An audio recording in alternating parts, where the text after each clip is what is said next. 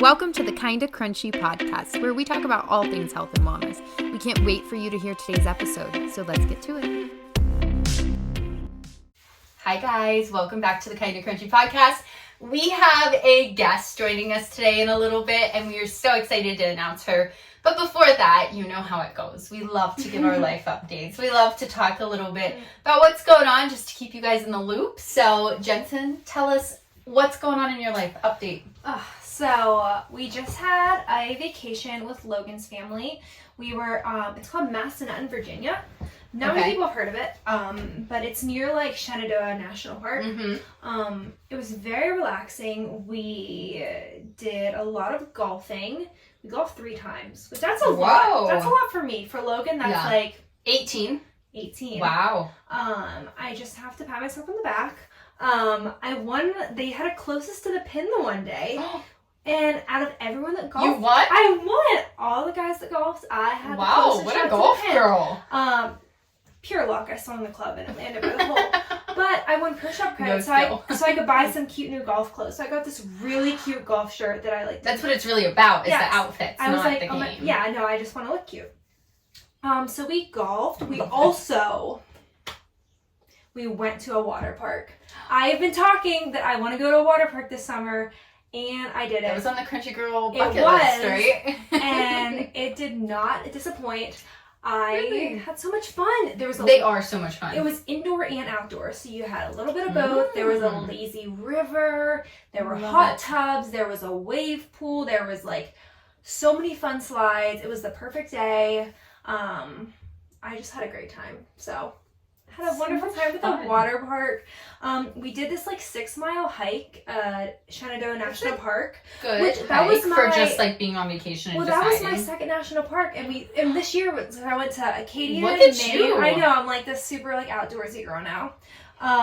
But it was funny because it was 3 miles down, and the entire time it was me, Logan's brother Bryce, and his dad, and the entire time we're saying like, this is going to be terrible on the way back. This is going to be... And it just kept going down and down and down. And the whole point was to get to this waterfall, which it was a beautiful waterfall. So pretty. But we get there, we're like exploring the waterfall, and then we're like, here we go. And then like... Wait, I've been there. Really? Yes. Wait. To what? Sorry. We went to Shenandoah Park in 2021. Wow. It was like COVID had kind of let up a little. Okay. We went in the fall with my brother and his wife, me and Logan.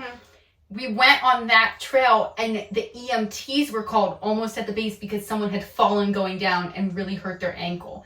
This is why I remember it. Wait, and that's so funny because we said like... It's all downhill. How would you get someone out of here that hurt themselves? They had to hike in and then carry the person on a stretcher. Oh my gosh. The rest of the trail back up. And it's like 3 miles, all uphill, all steep uphill, and then... People climb on the waterfall, and like they're lucky they don't fall. Yeah, like Logan and I were crawling, we're like trying to be careful, but it's funny because like on the way down it was still cool in the morning, but by the time we were on our way up it was getting hot. We were drenched by the time we got done. It was a great workout, but that was really fun. Such a small world, isn't that weird? Of course not. And Shenandoah Park, like it's close, but it's not like everybody goes close. to it. Yeah. That's so weird. Yeah, we hiked, we went to a water park, the place had saunas, so I got to go to saunas and steam rooms. We love a sauna. Felt so detox, felt so wonderful. They have a lot of like tame deer there. Like you drive down the road and you'll pass like 30 deer. That's not even an exaggeration. There's on the side of the road. But it was really good. It was a lot of just like hanging out at night, playing games, watching TV, like a lot of time in nature. So I felt very relaxed after. It was wonderful, but that's enough about me. Tell me about you. What's going on? What's your update? What's new? I am trying to do better with my tech boundaries. Aren't we all? But let me tell you a little bit of what I've been doing. Okay. When I've been doing it and been good. Please tell me. So I've told you before, I have like this little stand for my phone that's like its home stand, right? Yes. So I put it on my desk. Okay. And I've made my desk like my phone place. So essentially I'm not supposed to use my phone unless it's work hours at my desk is my concept. Okay. So like 9 to 5 is when I can use my phone. And I try to leave it on the desk. Even if I like go downstairs to pee, don't need to grab the phone and take it with me. Yeah. If I go down to get lunch, I don't need to take the phone with me. I can just be present getting lunch. Like if I go for a walk, I don't need to take the phone with me. Me and the dog can just go. Yeah. Something I did, and this sounds so stupid. Like, I hate that this is where I'm at in life. I went to church a couple weeks ago and left my phone at the house. Whoa. And, like, I went for multiple hours somewhere, did not take my phone, and was fine. And it felt so freeing. And wow. I feel like that proves I have an issue. But, like, I do too. That was, like, monumental for me. And every Sunday I go to church, I take my phone, put it on airplane mode, and then I get into the parking lot and turn it off airplane mode. Yeah. Why do I even need to take it then? Yeah. We have this fear that, like, something bad's gonna happen. Like, we have to have our phone with us. And it's, like, really, like, I don't need to have it with me. Yeah. So, like, I normally keep my grocery list on my phone because it's quick and easy. Yeah. I've been writing them on paper. I do that, actually. Leaving my phone at home when I go to the grocery store. Ooh. And just grocery shopping. I love that. I need to start Isn't doing that crazy, though? Yeah. Because I, like, have this thing that's like, oh my gosh, but what if someone calls me? What if it can wait? When I grew up, we had a house phone. We didn't even have cell phones for several years. And guess what? You get home and you get the message, and then you call them back. Yeah. And, like, that's a way better route. So I've been trying really hard. I'm not always great at it. I really don't like having my phone, like, in bed, because then I get on, like, these TikTok, like, I just am, like, scrolling TikTok, and my brain's just wasting away. So I'm really trying to be good about that, be in better routine with that. It's very good for me, and I feel so much better when I'm doing it. Yeah. But it is so easy for me to just slip back in. And also, like, my balance with social media, because it overwhelms me, to make it just, like, part of my work day of, like, oh, I want to put this, this, and this, or my phone's on my desk, but, oh, I want to share this, so I'll take it off to take the picture, put it back on my desk, and then share later. Yeah. Is a better balance than me just, like, having my phone with me and being like, picture, share. And then I, like, get on Instagram and share a story, and then next thing you know, I'm just, like, scrolling Instagram midday, like, instead of doing what I'm supposed to be. So it creates better balance. It's just hard to stick to because I'm an addict. Everybody has an addiction in life, and mine is my phone. And I think almost everybody is addicted to their phone. We are. Awareness is the first step, correct? Admitting you have a problem is where you can start. So I'm the same way. We're working on it. I'm the same. I'm on my phone way too often. I try to be better, and I go through phases where I'm really good, and then I go through phases where I'm really bad about it. But we're recognizing that we have issues. Did I ever tell you that my dream is to have this phone called the Light phone? If you don't know what that is, look it up. No, I have no idea what this is. Tell me. Okay. It's a cell phone. The screen is like a Kindle screen. Okay. It only has texts, calls, maps, music. And it's like a Kindle screen, and those are just black words. The maps isn't visual. It's just like it audio tells you, like GPS. Oh, and I think it has a timer on it. Okay. Right? So, like, the essentials. Because I'm always like, and a notes. Okay, so there's like a couple essential things, because I'm always like, I couldn't live without my notes on my phone. My, like, timer or alarm, my GPS, and I do like to listen to music on there, and then I need to be able to group text or call. Yeah. It has the essentials. It doesn't have any of the social media or anything. And I go back and forth because I'm always like, when I have kids, I'm going to get that because I don't want to be on my phone all the time. But then I'm also like, I love the high quality photos a phone can take and, like, capture images. And I do love, like, social media and connecting there, and I think there's pros. So I go back and forth, and I'm very much like, I eventually want to move my life to be all my social medias on a computer that is not even a laptop, so I can't take it anywhere with me, but is like a stationary desktop, and it's during work hours. And then my phone is like, I can't be addicted to that stuff because I literally don't have it. And that's, like, my dream phone. It's a couple $100, and I've always thought, like, I should just get it and try. And I can keep my other phone at my desk, turned off. It stays on my desk, and I only turn it on for work hours, turn it back off. And then I have a real camera, like a real good camera. Maybe I should just start to, like, take that around and take good pictures of, like, my kids eventually in my life with that. So we'll see. Not there yet. Haven't made that transition yet. Small steps. But if you don't know what the Light phone is, look it up. I'm definitely, I teeter. I want it. Isn't it funny But then I think I won't use it. It's funny how we've gone from, like, our phones had nothing on them. We, like, want more and more on our phone. Like, now with the iPhone, like, I have social media and all these things. And now it's like, actually, we want to get rid of all that. Now it's like we've swung the pendulum. It's even hard, though, because there's so much work stuff that requires it. And that's why I'm like, I can't fully get rid of, like, my smartphone. Yeah. I need it for certain work components. Yeah. And, like, Instagram doesn't work the same on a laptop, desktop, as, like, a phone. Yeah. And, like, to post things. So I'm like, I still need it, but I think that could be the balance of, like, if I'm out for a walk with a baby, I do want to take a phone because, like, safety and stuff. For sure. But, like, I don't want then the temptation to be like, oh, let me just scroll. Let me put on a podcast. Like, my kids are at the playground. I'll just, you know what I mean? So it takes away that. Yeah. So we'll see. I'm considering it because then I wouldn't even have internet on this phone to take out. It'd just be Wi-Fi at my desk. It'd be like a computer. I love that. Not there yet. We're working our way. Tell me if you're braver than I and have done something like that. Oh, well, good life update. Thank you. You too. Let's get into today's episode. Yeah, our guest is going to magically appear right now. Okay, welcome back to Kinda Crunchy, guys. Today we have a guest with us, Mackenzie.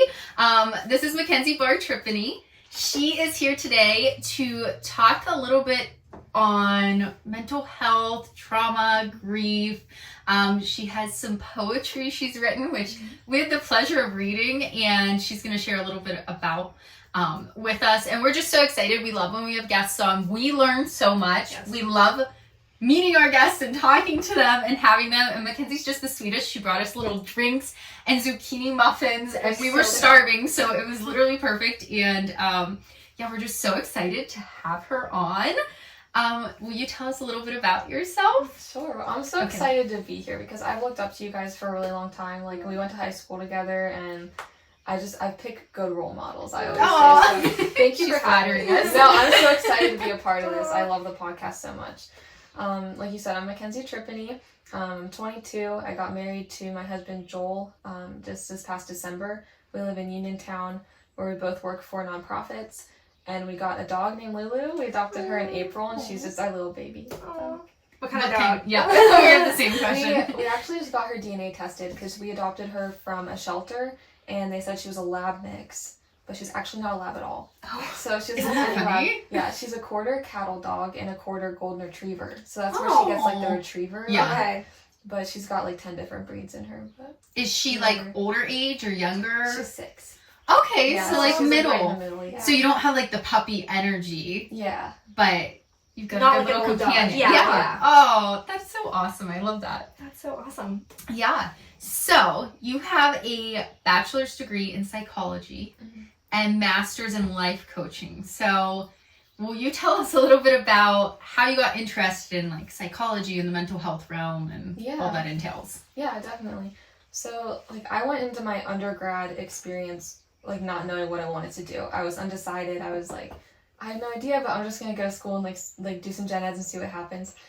So my freshman year, I took a Psych 101 course and just like loved it. Like all the information clicked. I like barely had to study, but I still did because I loved it. And like it just really clicked with me, and I was like, this is what I want to do. And I make the joke that I went into psychology for the reason anybody goes into psychology is to figure ourselves out. Like, what's wrong with me? I need to learn. But it just really felt like my calling.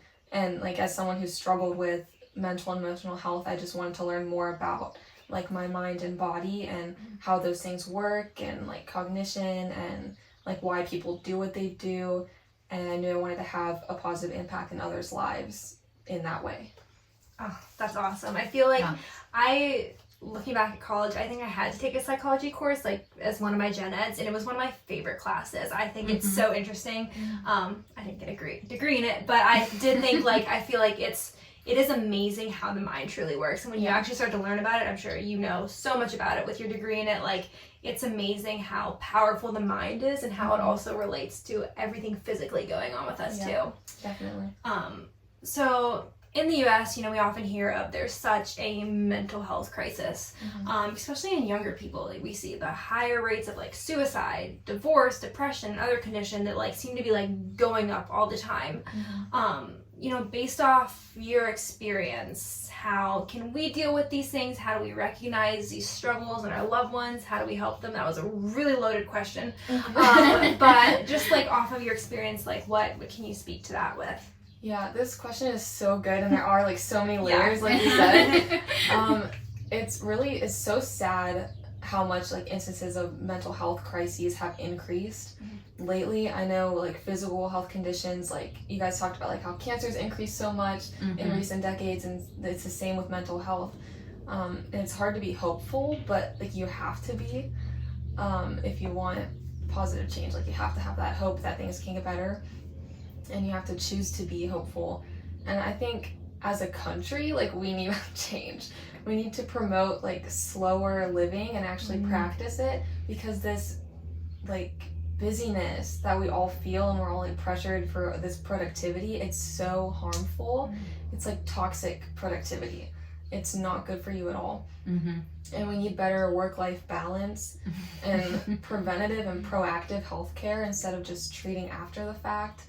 Like we need to be on top of those things, and early education about physical, mental, and emotional health, because like there's no reason that we should be taking a psychology course in college. Learn about it when you're younger. You need to learn about your body and like hormone balancing when you're younger, so you can like work through it and not try to like put a band-aid on it after the fact. Like we just need to be proactive in those ways. I've always said like COVID, from just my perspective, and I'm not an expert in like mental health or psychology or anything, but I feel like during that time it was both very bad and very good for like mental health, because there were a lot of struggles and people were isolated and there was a lot of fear and stuff. But on the other hand, it did force some people into like a more slowed down lifestyle where they're like, it made you reassess, like, this is what I need to pull back on. And like, that was my experience, which I'm very thankful for, that I was fortunate to be in a place that it was a growth opportunity for me. And like, I feel like since then I've been like, I can't go back to like the rat race I was living in, because it was just too much of everything. Like, and I feel like in the US, we overconsume everything. We're overstimulated, we're over busy, and then we're overstressed. That causes disease. And like mental health issues a lot of times, because we're just like not able to decompress or de-stress or be in the state we need to, because we're just so go. Yes, you need that time to like slow down and like remember what's important and process your life and your day, and like just take care of yourself. But those are like some big like countrywide issues. It's like, how do we even start to make those changes? But individually, I would say to educate yourself and others, and to get your own heart and head straight by focusing on what's good and right and lovely, like it says in Philippians 4:8, and then point those things out to others. And don't be so serious. Like, take a deep breath. Like, it'll be okay. I'm such a hypocrite for giving that advice, but like, laugh about something and find an outlet and just like have fun. And the second part of that question is hard, because you don't always see like when someone's going through an internal struggle like that. I hid it really well for a while, and a lot of people do. But you can't put this pressure on yourself to like be a mind reader. I know a lot of people are like, oh, I should have known, like I should have seen it, but you don't always. And I think something that you can do is just check in with your loved ones and ask them how they are and mean it, and then listen with your ears and your brain and like ask them more questions based off of their answers. And just really take the time to like slow down and care about that person and check in on them really well. And some of the actual signs that you can look for in someone who's struggling with their mental health is negative self-talk. So like ragging on themselves all the time or saying hurtful things to try to like get a response out of you, like fishing for compliments, that kind of stuff. It can mean something deeper. Changes in appetite, sleeping more, pulling away from people and activities, and lots of just like withdrawing into their own mind and like their little like dark space. Like that can be a sign, and that can be dangerous when people start withdrawing. And I think a hard reality that I believe is that you can't help someone who's not ready or willing to help themselves. And that can be tricky, but you just have to love them like their life depends on it, because it might. Yeah. Wow. And spend time with them, express your concern in a loving way, and don't be judgmental or condescending or like use labels. Like some people will be quick to say, I think you're depressed. You know, maybe don't use that kind of language. Like don't label them if you're not a professional. Just say, I'd like to talk to you about this. Like, how are you doing mentally? What are your thoughts like? Are you willing to see somebody? Like something like that. So just love them well and encourage them to seek help and be a light to them to the best of your ability, because they might be in that dark space. And I just want to say that, like, if you or someone you know is having an actual mental health crisis, like in the moment, you can call or text 988. It's a mental health hotline. It's 24/7. And if you're having an actual emergency, 911 can always help too. Wow. That was so good. One thing that you said about asking there's so much goodness that you just said there. Asking people how they really are. I think we're so easy. One, because we're just always in a hurry. We're just like, how are you? Oh, good. Like I'm even, if someone asks me how I am, if I'm even not doing great, if I'm always like, good. I'm good. I'm good. If I'm not good. Something that, and I'm not like tooting my own horn, but something that I forget even who said it to me the first time that I catch myself trying to do when I'm having like, not just like a quick pass by conversation, but I'm like, how's your soul? How are you actually doing? Like, how are you deeply doing? Because I feel like that kind of question, you can't just be like, I'm good, even if you're not. Like, I feel like you're like, well, actually, I'm not. I'm struggling with this. And I think being there to just have those, like, I'm not a surface level conversation girl. I don't want to just like talk about the weather. Like, I want to know how you're deeply doing so I can like be a good friend to you, be an encouragement to you. And I think that's something like as a society, we're just so quick to just like have quick conversations, be moving past when like you can't recognize those signs with people if you're just like having those fast conversations. Right. I think I struggle in that, like, if I know someone's going through something tough in my life, I want to fix it, like, for them.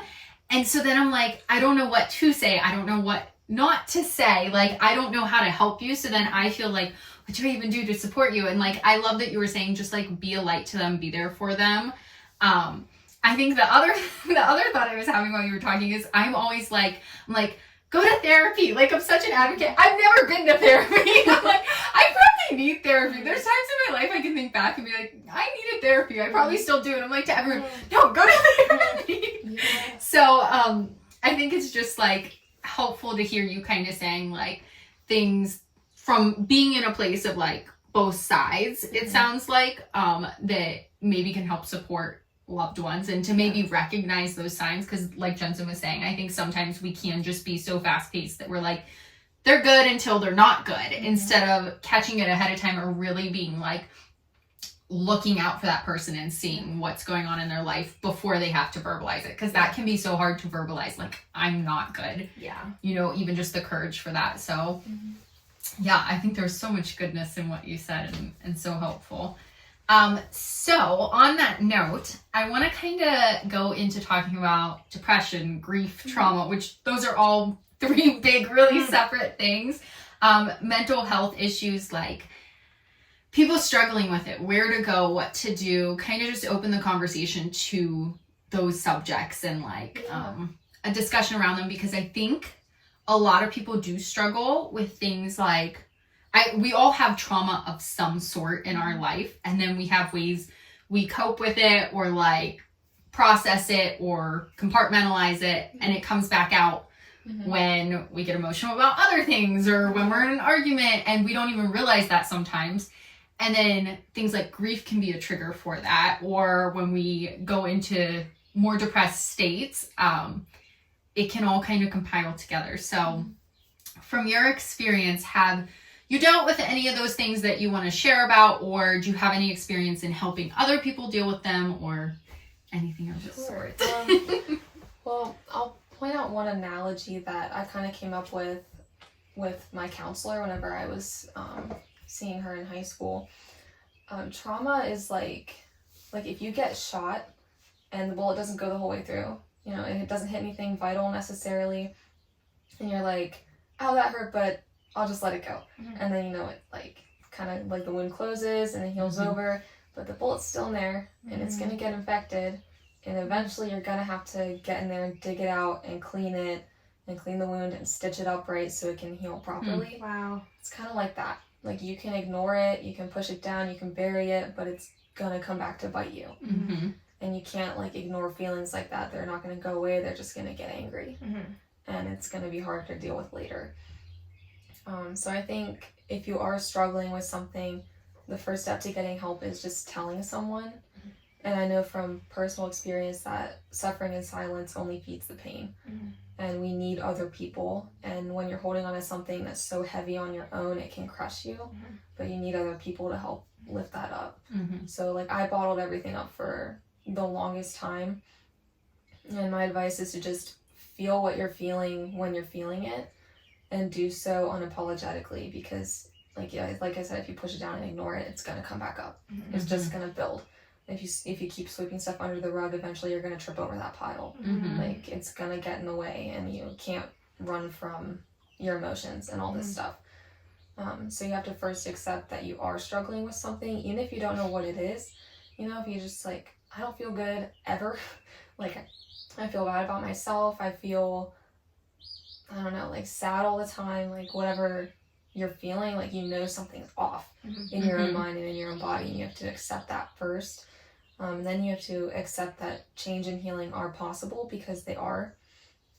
And so you couple that acceptance with a desire for that change, and that's what gives you that push to reach out and say like, I don't feel good, but I want to, but I need help to get there. And there's absolutely no shame in that. I know a lot of people think that reaching out for help can make you weak, or admitting that you're not doing everything right makes you weak. But that's the strongest thing you can do, is just say like, I need help. I need somebody to hold my hand. Like I want to get there, but I don't know how. And that's the strongest thing you can do. There's so much strength and power in starting the journey to take back your mind and your life from whatever's plaguing it. And it can be so hard, but you just have to take that first step. In terms of where they should go, I would say like someone that they trust. For me, I opened up to my best friend at first. In high school, I was like, it's like, I think I'm depressed. like I don't like myself at all. And that's such a sad space to be in. And she was like, but you're awesome. I love you. Like, what don't you like? And I'm like, I don't like anything. Like, I did not feel comfortable in my own skin. And that was so like hard to admit.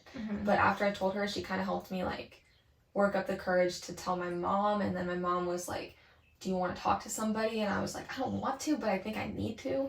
Like, I need to see somebody, because I don't know what's going on and I need to fix it. And so she helped me like find a Christian counselor locally. And I was like, okay. So I started seeing her, loved her, and it went really well. And God loves you. He's always there to listen, and he really does love you, even if it doesn't feel like it. So speaking with a professional, and that can take some trial and error to find like the right therapeutic fit. So it's okay to shop around. Like you shop around for churches, you shop around for like the right outfit, you can shop around for counselors too. Because they have like the tools and the training that can really help you dig deep and reach your goals. And there's in person and online, like BetterHelp is a good resource. I know they're newer, but they have a lot of online counselors that you could reach out on there if you didn't want to go in person. Yeah, I think, I know for me, like I'm definitely a person who's like, I can deal with it myself. And especially even more so in high school, like the idea of someone knowing I had any sort of issue was like, no, I can't have that. Like I wanted this standard of, or appearance of perfection, even if I was struggling. And I think that our culture has leaned more, I mean, especially like the generation under us, I feel like they're all like in therapy. I feel like people have become more open and there's less of a stigma around it, but that still does exist. That people are like, well, I don't want to go to therapy or say I'm in it. And I think it is important, and like how brave of you at that time to open up to your friend and your friend to be there for you, and then to have the courage to open up to your mom and recognize like, I need help. Like, I wish I had been in your position of like being able to advocate for myself, because I think sometimes what happens is we take these things that are bothering us and we just bottle them and compress them down. And like you said, they're still there and they're going to surface at some point. So really just having the courage to take the steps you need is hard. but important and is going to get you to a better place. And Yeah. I'm like talking to myself here through listening to you. Yeah. I'm like, Yeah. I need to go find a therapist right after Like, this. it was so hard for me in high school because I know like everybody struggles in high school, you know, but I had pushed so many things down over so many years, and then it was like bubbling up, and I was just like in my little like sad cocoon. Like, ugh, it was awful, and like I don't know, maybe like trigger warning if anybody's struggling with mental health.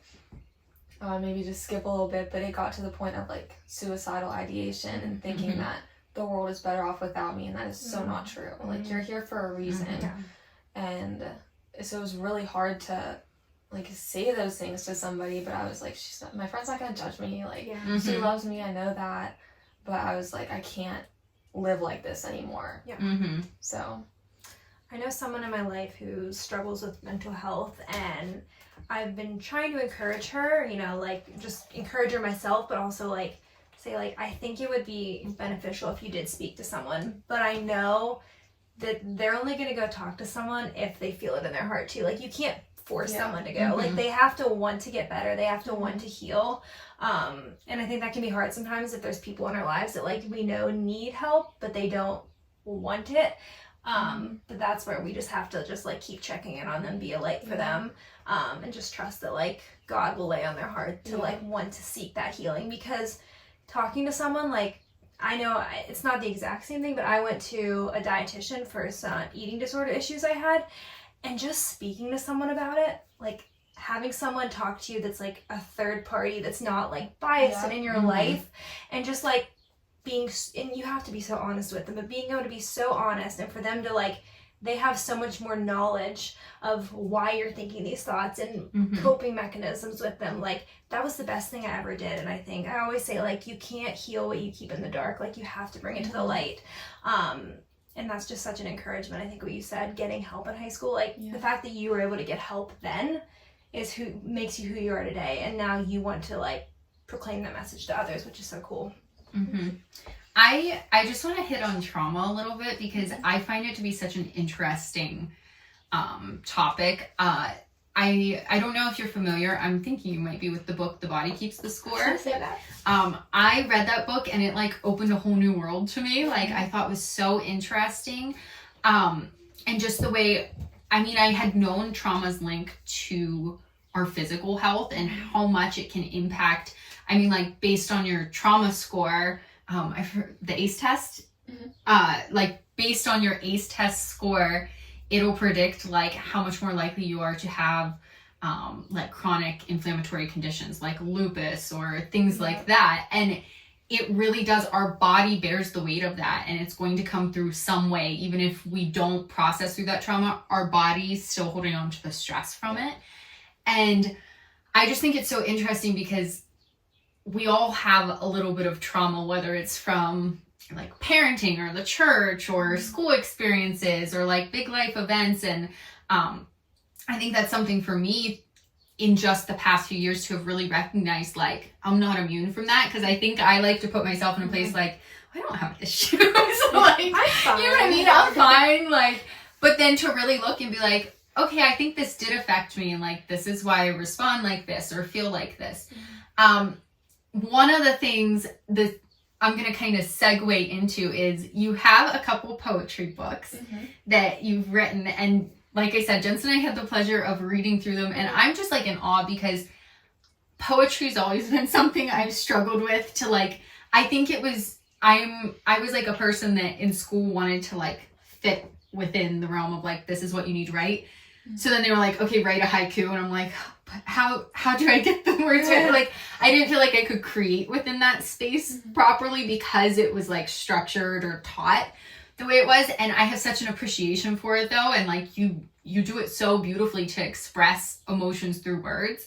And Mackenzie had asked us if we wanted to pick out a few poems for her to kind of explain like the root of them and that she might share on here. And one of the ones I picked was Hey Church. And I grew up in a church. My dad was the pastor. He became a pastor when I was like 7, I think. So I've experienced a lot with church trauma, people in the church. And I think I'm still working through a lot of that. and still processing and figuring it out. And I think it's a lifelong type of thing. But that poem in particular, I was interested in kind of where that originated for you, what was behind it, if you're willing to share. Yeah, I'm gonna look at it while I talk about it. Yes. In case I like miss anything. Because one thing like with my poems is like I write them in such a strong emotional space that like I read them later and I'm like, whoa, that was You're like, that was a little much. Mackenzie, come on. yeah. And it's like hard to relate to them after the fact, but what an amazing emotional outlet though, to put it into oh my gosh, it's to words that then other people can read, and it can help them through things they might relate to that you're dealing with. Yeah, thank you. I always say like you need to find an outlet. Whether it's like writing or singing or like music or going to the gym. Like a lot of people relieve stress that way. But you need to find some kind of like actually productive outlet to get your feelings out, and this was mine. Yeah. But Hate Church came from, I think I wrote it in high school. I wrote this book in high school. That's amazing, first off. I think you can tell it's much moodier than the new one. You can tell like I was in love for this one. Yeah. This one I was That's sad. like the high school angst, sadness. Yes, it really is. But Hate Church, I wrote about the church that I grew up in, and kind of just like the shortcomings of church as a whole. Because I know a lot of people develop church trauma and that turns them away from faith in general. And that's really sad to me because it's not every church that's like that, and it's not every person in a church that's like that. I know a lot of people think that Christians are judgmental, but they're not supposed to be. And they don't have to be. But I know for me, growing up in the church I did, I knew that there were nice people, and there's people that I still talk to, like family, friends from there, but it just wasn't the healthiest environment for me to grow. And I think I knew that it felt kind of like cliquey. Like there were these people that, and if you tried to like go to youth group or whatever, like hang out with them, you didn't feel like accepted. And I'm sure part of it was me just being insecure in myself and not like wanting to go out of my comfort zone and like actually try to make friends. But it was just something about like the environment that just didn't make it easy. Like it felt like people were like looking at you funny if you didn't wear like a long enough skirt or like stuff like that. That was just like I felt on edge and I didn't feel truly loved. So the last straw, I say, for me was well, I think it was our last Sunday there. This woman came up to me and handed me a visitor's pamphlet and was like, "It's nice to have you. Hope to see you again." And I looked her down. I didn't know who she was. And I looked at her and I was like, "I've been going here every Sunday for 14 years. Like my whole life. My whole life that we lived in Punxsutawney, I had been going there." And it just like broke my heart, and I was like, nobody cares. Wow. I was really like, nobody cares about me or my family. Like that hurts so much. And I was like, but I still knew like God cared. I was like, this is not the place for me to grow as a Christian. And so like I knew my sister had been feeling that way too. So I talked to her and I was like, I have my license. Mom and Dad don't have to come with, but we're going church shopping. I was like, I don't want to go here anymore. And so we talked to our parents, and they felt pretty settled there just because they'd been going there for so long too. And I know my dad really liked it there, but I was like, I can't. And they were like, all right, well, if you can't, we'll come with you. And we went to a few different churches in town and found One Life. And like from the first time we went, I was like, this is it. I was like, this is where we belong. Like everybody's so nice and open, and like the music was good and the message was good. And within our first year of going there, my sister, my mom, and I were all baptized. And I joined the worship team. My dad joined the board. My sister joined the audio team, and my mom was on the event planning committee. Wow. Got really so that involved just shows and, like sometimes, and I know that like the church I grew up in was the right place for a lot of people, but it wasn't the right place for us. And that's okay. Everybody needs something different, and like whatever helps you flourish is what's important. And we really did thrive there. So and we were lucky. how beautiful that you were able to use kind of a hurtful or traumatic church experience and still be like, okay, this just means I need to find somewhere else or pivot. Because I think for a lot of people, like, you're always going to experience some level of hurt in the church. I do believe that. I think for a lot of people, though, that's when they're like, okay, I'm just done. Like, this faith isn't for me. God's not for me. Like, it's time for me to deconstruct my whole faith. And for some people, they do need to take a step back and kind of like reassess, where's my faith and where do I stand? But to be able to be like, no, I know God still loves me and cares about me. This just isn't the right fit for me. And then to find that and feel so accepted and like it is the right fit is just, it's a beautiful story, because I've seen so many stories go otherwise where people are so pushed away. So yeah, thank you for sharing that. And that one really resonated with me growing up in the church and experiencing different hurts and traumas and kind of like you said, the church not acting like it's supposed to, but how it does. Do you want to go to the poem that I selected? Sure. It was is it the Hey Body one? Was that what it was called? Deny. Deny, yes. I'll read that one real quick. Yeah. It's short, if that's okay. Okay, it's called Deny. Yes, I hear my stomach growling. No, I am not listening. Because I ate too much yesterday and the day before and probably every day since I was born. I do not deserve food, though it keeps me alive, because I would rather be thin than meet my needs. Deny, deny, deny. So that one is about, I think pretty clearly, like struggling with eating and food and a relationship with food, which I did for a while. Probably like later high school through like early college. I was just not eating enough. And because I was like, calories make you gain weight. And that was like my mentality. I was like, I need to walk more, I need to run more, I need to go to the gym, I need to eat less. And that's just not the truth. Because you deserve calories even if you just sat on the couch all day. Because you're still burning calories. And it's good. And I fully believe that there's like soul food. Like there's food that you see, it's not good for you, but it's good for yourself. That's the 80-20 we talk about. Yes. The 20% is the good for your soul. Like you need that. You need to treat yourself well. And that starts with developing a good relationship with food. And so it's that leads into psychology too, like the way you think about food and the way you eat and what you eat.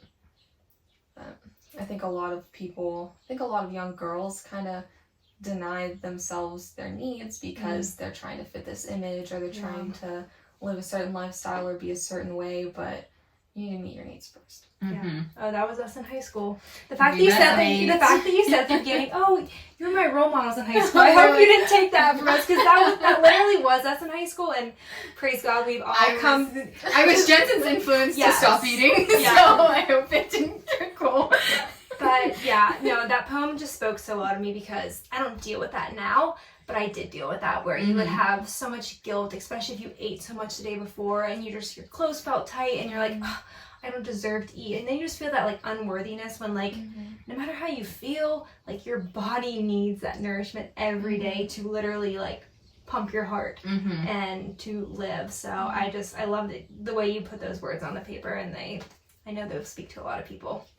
I wanted to mention one more because I feel like both the ones we said were kind of more dark or like from a place of sadness, like you said.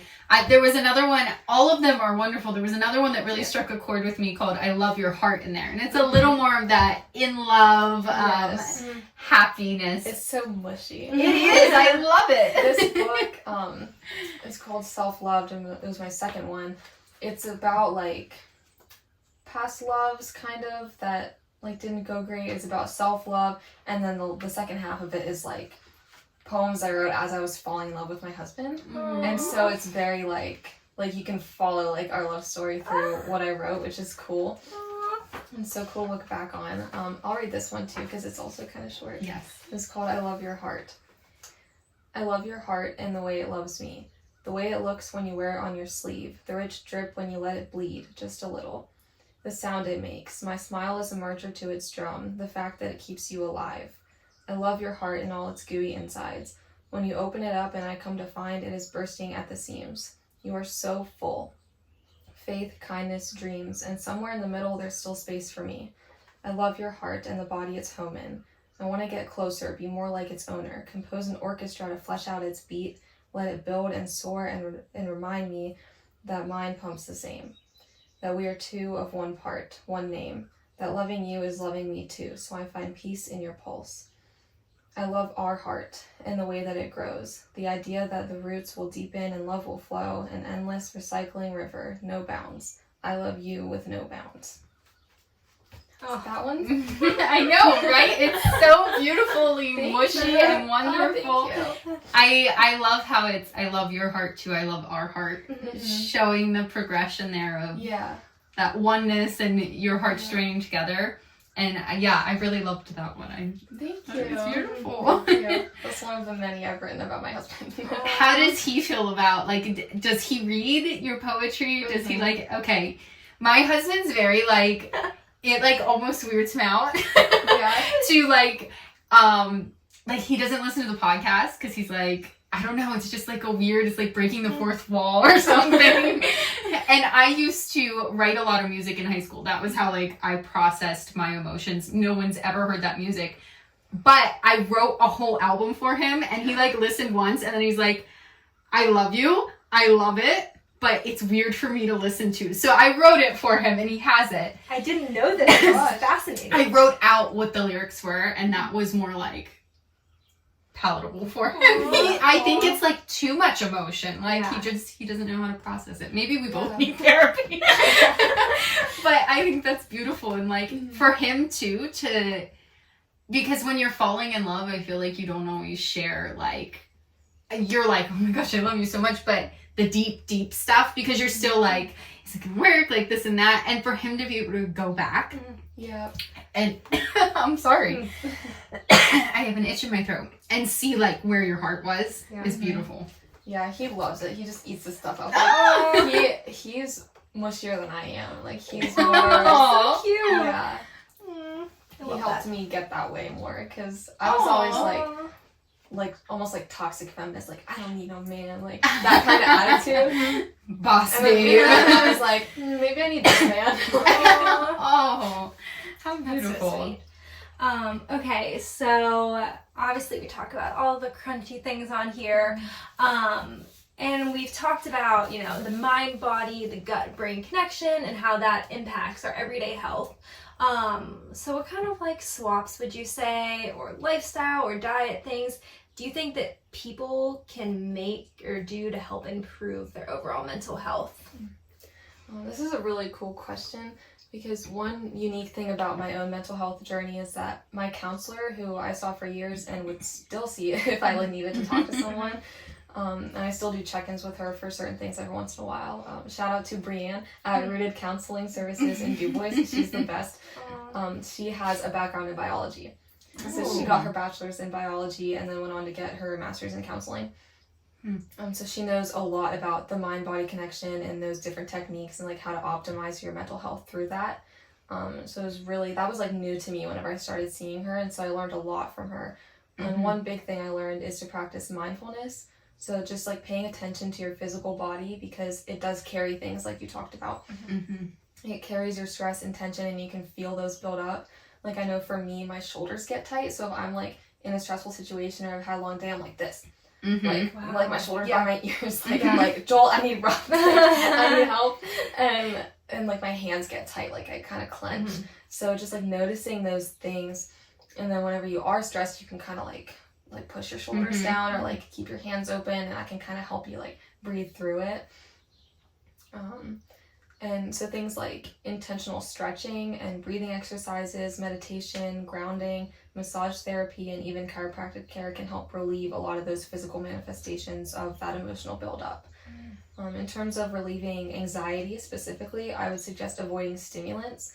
So if you're an anxious person, like maybe skip the morning coffee for a couple days and see how you feel. Because I know it makes me jittery, and so just give it a couple days and see how you feel. And watch your toxic load and eat things that are good for your hormones, which, no surprise, are whole quality foods and a diverse plate, which you guys have highlighted a lot. There are things like essential oils, lavender, ginger, and bergamot are really good for stress relief. Lavender is like my thing. Like I eat it, I drink it, I have the rollers, I have like the candles, I have everything. It's just my favorite. I don't like it. Oh, I love lavender. I find it kind of like, I don't like the smell. Interesting. Yeah, fresh lavender is one thing, but like all the oils and stuff, it's just not my jam. Yeah. My husband and I went to Deep Creek recently, and we went to Lavender Farm there, and they have like lavender lemonade and lavender dark chocolate. No, literally, we're going to Deep Creek in a few weeks, and I wrote it down that I want to go, and I was like, what if I can talk Logan into going? But like, he loves lemonade, so that can be my perfect. That can be my lemonade. Okay, I need to go. It's so cool. I think their peak season is like mid-July, so it might be like a little bit. I was there a little bit before it, but it's just still. So they have like full fields of lavender. Now I have to go. Yeah, they have signs with like the different kinds, and their shop is so nice. Like, wow. Okay. So cute. Now I'm fully going. So lavender is really good for that. And giving yourself grace, because you're not perfect. You're never going to be perfect. Growth and healing aren't linear. It's a process and journey, and it's okay if you don't feel good all the time. Like, I still have bad days. Yeah. Like, everybody has bad days. And there are good and bad, and it's always going to be that way. But the starting goal is to just get the good to outweigh the bad, which can be a big challenge for a lot of people. And put your phone down. Again, I'm going to crit with that. But put your phone down and limit your screen time, like, for real. Read a paperback book. Like, read a paper book. Stare at a wall. Go on a walk. Literally, like, do nothing, but just, like, give your brain a break to process. Stop adding more information when you need to, like, compartmentalize and, like, take care of what's already in there. Preach. And I believe wholeheartedly that if you can just, like, sit by yourself in silence and be comfortable there, you can do anything. Like, you can reach any mental goal. And that was really hard for me when I first started out, because I was like, my brain hurts. Like, all these thoughts are just buzzing. Like, I can't stand it. But once you, like, learn to, like, catch those thoughts whenever they come and be like, okay, this is what I'm thinking, and, like, focus, and then, like, dismiss it or dive into it further in your own mind, like, you can literally do anything. So that's, like, a challenge. That's, like, a Krunchy challenge, to, like, go on a walk without headphones, like, by yourself, and just, like, listen to the birds, let your thoughts go wherever they want, just give yourself a break to process things. We were just on our last episode talking about, like, meditation sucks because it works and we don't do it. Like, and it's like 5 minutes. And Jensen was like, the people who need it the most are the ones that say it works and then don't do it. And it's like us. We were saying how hard it is to just sit in silence for 5 minutes, like, because we're so overstimulated. It's just like, I need my phone. How do I be still and silent for 5 minutes? So I love that. Hard, yeah. Definitely give it a try. And then if it's hard, good. Do it routinely until it's not uncomfortable anymore. Yeah.